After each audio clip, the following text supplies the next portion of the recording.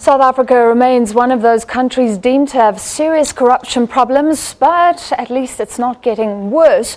Transparency International has released its 2016 annual Worldwide Corruption Perception Index, with South Africa improving slightly. A lower ranking means less corrupt. South Africa has moved from 67th place in 2015 to 64th in 2016. The survey looks at perceived levels of public sector corruption in 176 countries around the world. 6 sub-Saharan African countries fared better than South Africa, with Botswana at the top. Corruption Watch says the good news is that South Africa's score and ranking has remained more or less stable, meaning things did not deteriorate. The organization says slight improvement in the score should not be celebrated given the concerns about widespread corruption in the past year. These surveys survey experts and academics and lawyers and the policy makers.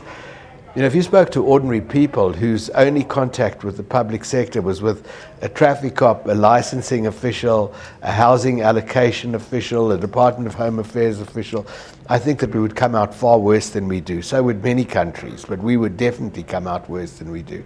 And then, of course, the perception is also fueled by these constant stories that are plausible and credible of corruption at the highest levels of government. South Africa fared better than any of its BRICS partners, with Russia far behind, ranking 131 out of 176 countries.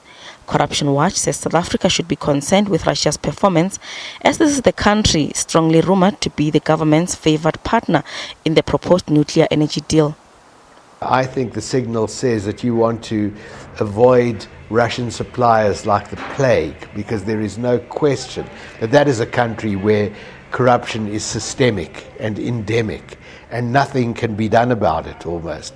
And what they will do, what we will end up doing, is importing increased corruption into the largest public procurement deal that will have ever been done in South Africa. Lewis says one of the biggest costs of corruption is the erosion of trust between ordinary people and government. He says reforms are needed in the procurement system and appointments to the public sector. SABC News, Johannesburg.